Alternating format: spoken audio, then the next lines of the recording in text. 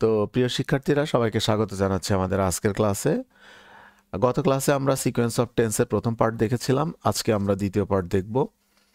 আপনারা সবাই আশা করি ভালো আছেন। গত ক্লাসটা আশা করি দেখেছেন, দেখা উচিত ছিল অন্ততপক্ষে। তো যে শিটগুলো দিয়েছি সেগুলো নিয়মিত পড়বেন, এগুলো পড়া দরকার। আমরা মোটামুটি এই পর্যন্ত আমরা সলভ করেছিলাম। ইদানিংকালে আপনারা দেখেছেন যে আমি আপনাদের রুলসের পাশাপাশি প্রশ্ন সলভ করছি হাতে কলমে, যাতে আপনারা আরও ভালো মতো বুঝতে পারেন। তো আজকেও সেই ধারাবাহিকতায় কিছু প্রশ্ন সলভ করব এবং বাকি শিটগুলো শেষ করে দেব। আর দুই পৃষ্ঠার মতো আছে, এই 2 পৃষ্ঠা সলভ হয়ে যাবে ইনশাল্লাহ। 10 নম্বর প্রশ্নটা দেখি আমরা। I thought the grass dash cutting. লক্ষ্য করুন, আই থট প্রথম অংশ যেহেতু পাস্ট টেন্স আছে, তাহলে দ্বিতীয় অংশটা অবশ্যই পাস্ট টেন্সে হবে। তাহলে I thought that the grass needed cutting, অর্থাৎ সঠিক উত্তর হবে সি। 11 নম্বর প্রশ্নটা দেখি আমরা। Choose the correct sentence. I did not know that he would come here. তো দেখেন এখানেই সঠিক উত্তর দেওয়া আছে প্রথম বাক্যে, কারণ এখানে পাস্ট টেন্স আছে, এ পাশেও হি উড কাম হিয়ার, এটাও পাস্ট টেন্সে আছে। বাকি যে প্রশ্নগুলি আছে তার কোনোটাই মিলবে না। প্রথম অংশ আই ডিড নট নো এই পর্যন্ত ঠিক আছে, এটা পাস্ট টেন্স, কিন্তু এখানে দেখেন future tense, future indefinite tense. পাস্টের সাথে কখনো ফিউচার ইনডিফিনাইট টেন্স হয় না। আবার এখানেও তাই, এ পাশে পাস্ট টেন্স আছে কিন্তু এ পাশে প্রেজেন্ট টেন্স আছে, হি ইজ সাপোজড, এখানে ইজ ভার্ব রয়েছে, এটাও হবে না। এখানে ফিউচার ইনডিফিনাইট আছে, এটাও হবে না, পাস্ট হতে হবে। 12 নম্বর প্রশ্নটা আমরা দেখি। He said that he dash be faithful to his promise. সে বলল যে সে dash be faithful to his promise. তাহলে এখানে কি হবে? এখানে দেখেন পাস্ট টেন্স আছে যেহেতু এই পাশের ক্লজে, অতএব এই পাশে উড হবে।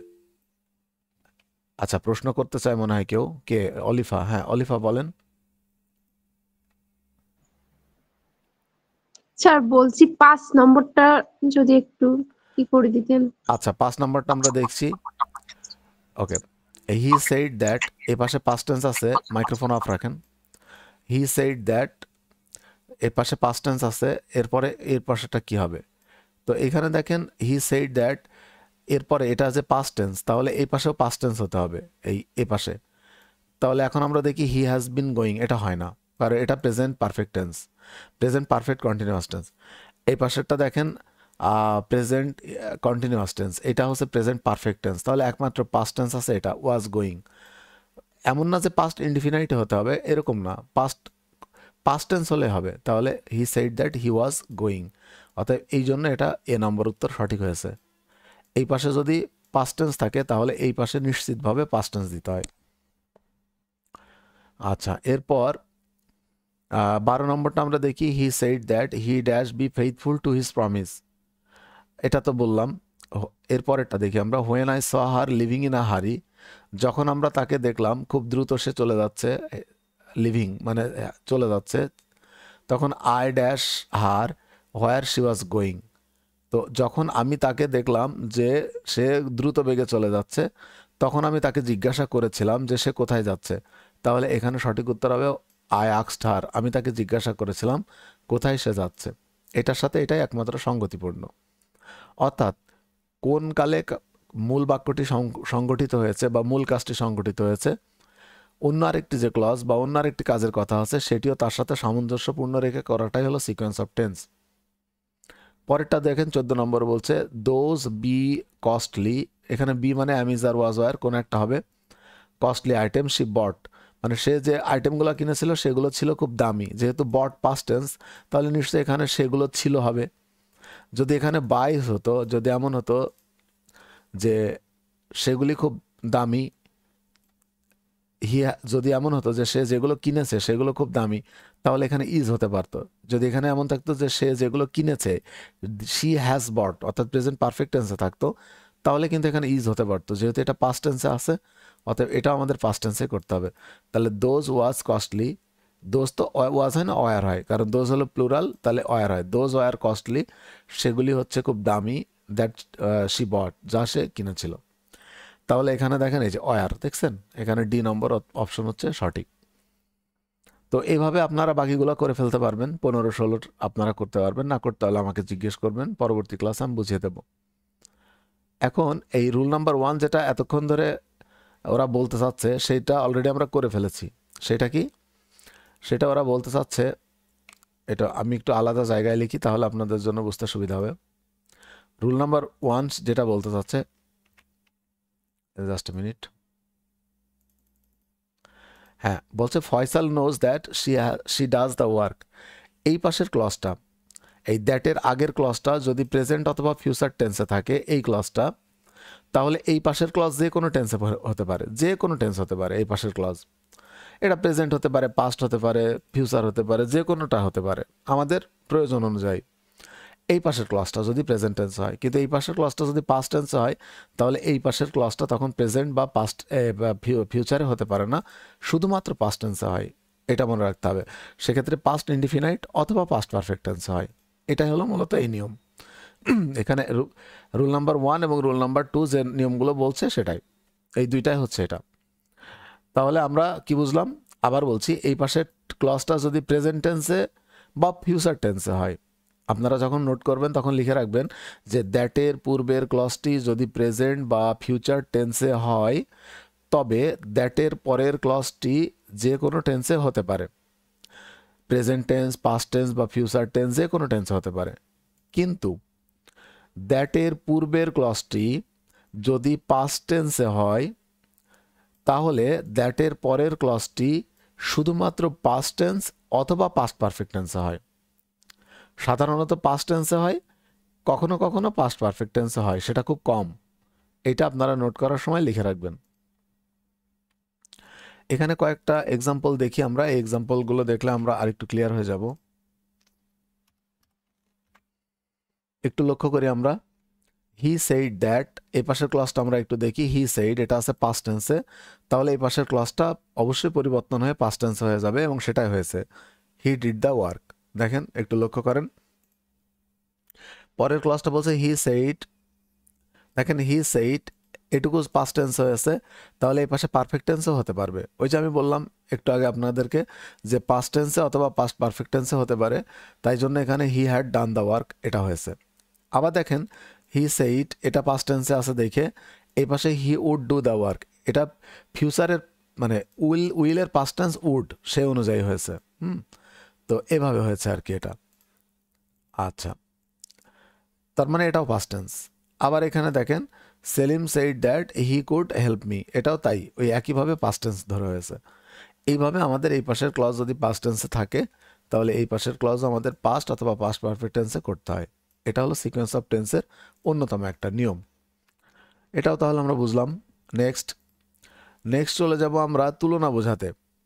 তুলনা বোঝাতে কি হয়, ডিপেন্ডেন্ট ক্লজে যদি অ্যাজ মাস অ্যাজ, দেন, সো, এল, অ্যাজ দ্বারা শুরু হয়, তাহলে প্রিন্সিপাল ক্লজ পাস্ট টেন্সে থাকা সত্ত্বেও ডিপেন্ডেন্ট ক্লজের ভার্ব অর্থানুসারে যে কোনো টেন্স হতে পারে। মানে যদি এমন হয় অ্যাজ মাস অ্যাজ মানে যতটুকু সম্ভব বা যতটুকু, হ্যাঁ যেমন এখান থেকে আমরা 3টা বাক্য দেখি তাহলে বুঝতে পারবো। হি লাইকড এশা, সে লাইককে পছন্দ করত, as much as he likes Riya, যতটুকু না সে রিয়াকে পছন্দ করে তার থেকে।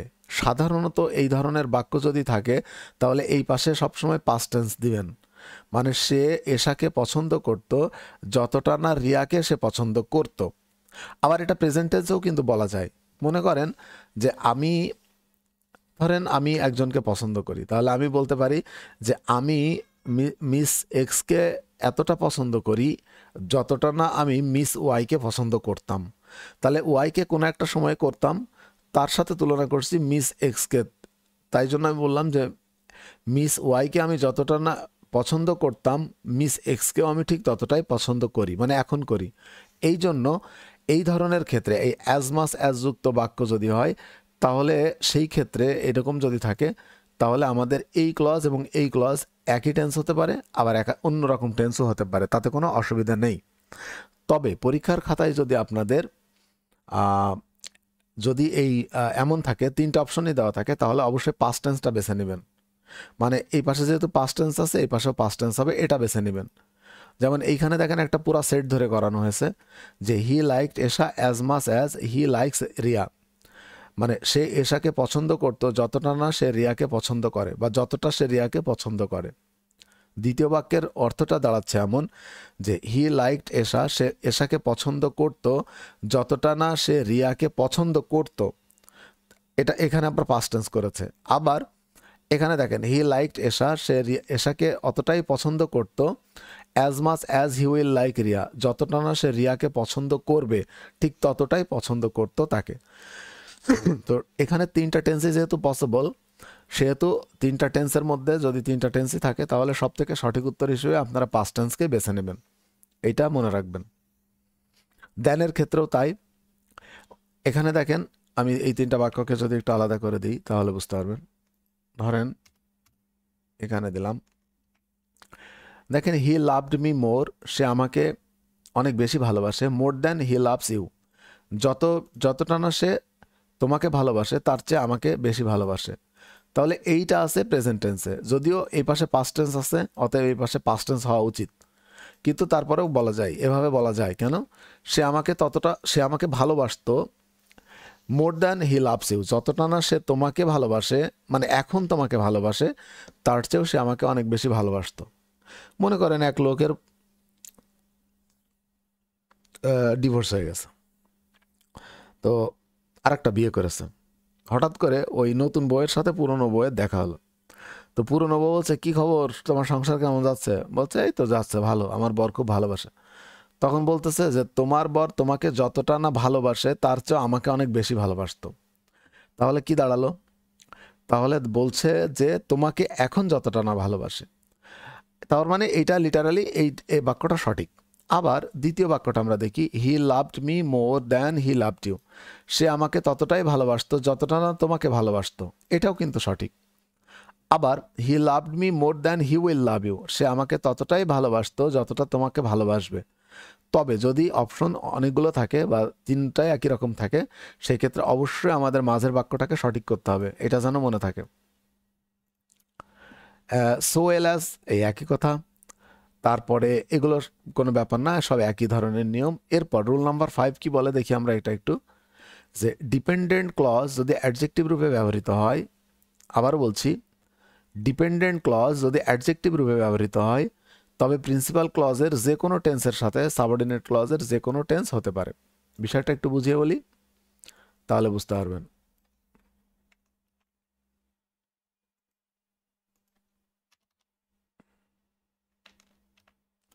দেখেন এখানে বলছে কি, he knows the girl who will dance well.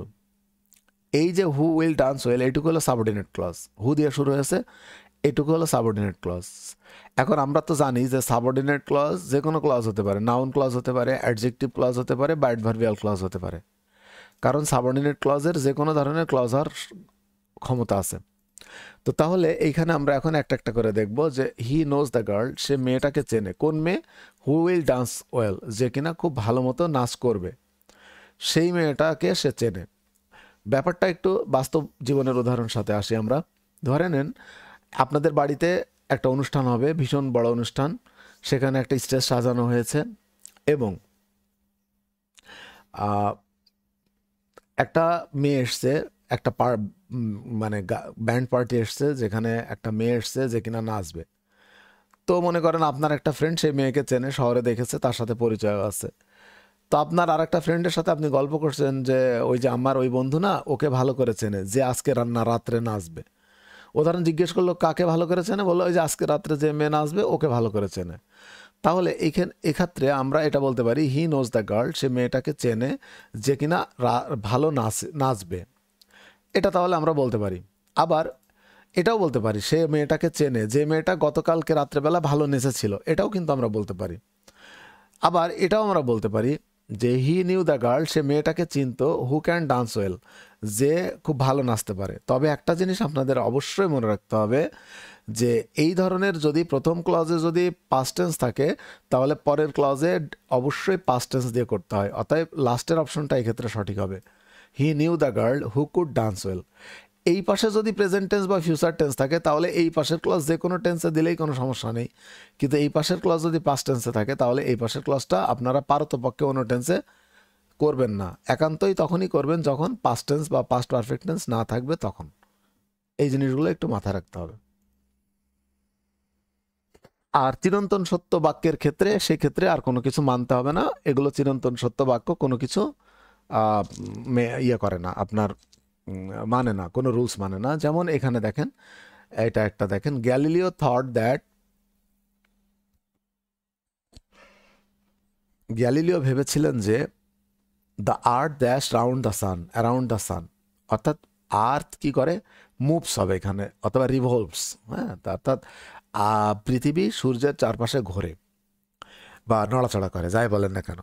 এ পাশে যদিও গ্যালিলিও শিখিয়েছিলেন, এটা যদিও এখানে পাস্ট টেন্সে আছে, কিন্তু এটা চিরন্তন সত্য বাক্য হওয়ার ক্ষেত্রে এখানে কিন্তু অন্য কোনো টেন্স হবে না, আমাদের রিভলভস অর্থাৎ প্রেজেন্ট টেন্সেই করতে হবে। এটা এসছিল। এরপর সহকারী পরিবার পরিকল্পনা কর্মকর্তাতে এসছে একটা প্রশ্ন যে কোনটা নিচের কোনটা সঠিক সেন্টেন্স। তো এখানে দেখেন, হি said that the earth goes round the sun, এই বাক্যটাই দেখেন একমাত্র সঠিক। আর বাকি যে অপশনগুলো আছে, কোনোটাতে ওয়েন্ট আছে, কোনোটাতে হ্যাড গন আছে, কোনোটাতে হ্যাড বিন গোয়িং আছে, শুধুমাত্র এইটাই ভালো সঠিক উত্তর, হি said that the earth goes round the sun, ব্যাস হয়ে গেল। এবার লাস্ট প্রশ্নটা হচ্ছে, he did not know that, ওই একই, the earth moves around the sun, ব্যাস। এই আমাদের মোটামুটি সিকোয়েন্স অফ টেন্স হয়ে গেল। এখন সিকোয়েন্স অফ টেন্সে আরও কিছু নিয়ম আছে, যে নিয়মগুলো যদিও বইয়ে দেওয়া নেই, কিন্তু আমি আপনাদেরকে নিয়মগুলো করিয়ে দিচ্ছি। সেটা হচ্ছে এরকম যে ধরেন অতীতকালে দুইটা কাজ ঘটেছে, তো তার ভিতরে মনে করেন একটা চলমান ছিল আর একটা অ্যাক্সিডেন্টলি ঘটে গেছে, এরকম হয়। তো যেমন এমন যদি হয় যে মাই মাদার ওয়াজ কুকিং, এ একটা বাক্য, আর শি বার্নড হার হ্যান্ড, এ আর একটা বাক্য। দুটো বাক্য, এই দুটো বাক্য যদি আমরা একসাথে জোড়া লাগাই তাহলে এভাবে লিখতে পারি, my mother was cooking when she burned her hand. একটু লক্ষ্য করলে দেখতে পারবেন যে আমার মা যখন রান্না করছিলেন তখন তিনি তার হাত পুড়িয়ে ফেললেন। দেখেন, রান্না করার কাজটা চলমান থাকে, তাই জন্য এটা পাস্ট কন্টিনিউয়াস টেন্সে করা হয়েছে। কিন্তু হাত পুড়িয়ে ফেলাটা অ্যাক্সিডেন্টলি ঘটে, এটা কিন্তু চলমান না, তাই জন্য এটাকে পাস্ট ইনডিফিনাইট টেন্সে করা হয়েছে। যদি এটাকেও পাস্ট কন্টিনিউয়াস টেন্সে করতাম তাহলে মানেটা হতো এরকম যে আমার মা রান্না করছিলেন যখন তিনি তার হাত পোড়াচ্ছিলেন। তো মানুষ সাধারণত কেউ হাত ইচ্ছে করে পোড়ায় না, এই জন্য হাত পোড়াচ্ছিলেন কথাটা বলা সঠিক নয়, বরং হাত পুড়িয়ে ফেললেন, সেটা দুর্ঘটনাবশত। লক্ষ্য করলে দেখতে পারবেন যে এইখানে হোয়েনটা বসেছে পাস্ট ইনডিফিনাইট টেন্সের আগে, এই যে হোয়েনটা। মনে রাখবেন, এখানে আপনারা যখন নোট লিখবেন তখন এভাবেই লিখবেন যে অতীতকালে যদি দুইটা কাজ ঘটেছে এমন বোঝায়, তবে তার মধ্যে যেটা চলমান ছিল সেটা কন্টিনিউয়াস টেন্সে, এবং যেটা অ্যাক্সিডেন্টলি ঘটেছে সেটা পাস্ট ইনডিফিনাইট টেন্সে হয়। এবং সেক্ষেত্রে যদি হোয়েন ব্যবহার করা হয় তাহলে হোয়েনটা বসে পাস্ট ইনডিফিনাইট টেন্সের পূর্বে, কিন্তু যদি হোয়াইল বসানো হয় তাহলে হোয়াইলটা বসবে পাস্ট কন্টিনিউয়াস টেন্সের পূর্বে। অর্থাৎ এভাবে লিখতে হবে, while my mother was cooking, এই কমা, তখন, এই কমাটার অর্থ হবে তখন, শি বার্নড হার হ্যান্ড। এক্ষেত্রে দেখেন আমরা কি করেছি, আমরা হোয়াইলটা পাস্ট কন্টিনিউয়াস টেন্সের আগে বসিয়েছি, ঠিক আছে এইটা। তাহলে এখানে নোট রাখবেন এইভাবে যে হোয়াইলটা পাস্ট কন্টিনিউয়াস টেন্সের আগে বসাতে হয় আর হোয়েনটা পাস্ট ইনডিফিনাইট টেন্সের আগে বসাতে হয়, এভাবে আপনারা নোট রাখবেন। আবার যদি হোয়াইল ব্যবহার করা হয় এবং যদি কোনো ভার্ব না থাকে, মেন ভার্ব, ফাইনাইট ভার্ব, তাহলে কিন্তু এভাবে লেখা যায়, while cooking, while cooking my mother burned her hand। সেক্ষেত্রে যেটা হলো, সেক্ষেত্রে এই পাশে যে ক্লজটা ছিল এই যে while my mother was cooking, সেটাকে সংক্ষিপ্ত করে শুধু হোয়াইল বসায় তারপরে কোনো সাবজেক্ট না দিলে ভার্বের সাথে আইএনজি যোগ হয়ে যায়। সেভাবে কিন্তু আমাদের এই বাক্য গঠিত হতে পারে। এই ক্ষেত্রে এই 3টা বাক্যই সঠিক। এই 3টা বাক্য আমাদের অবশ্যই মনে রাখতে হবে, নোট করার সময় তুলে রাখতে হবে। ব্যাস,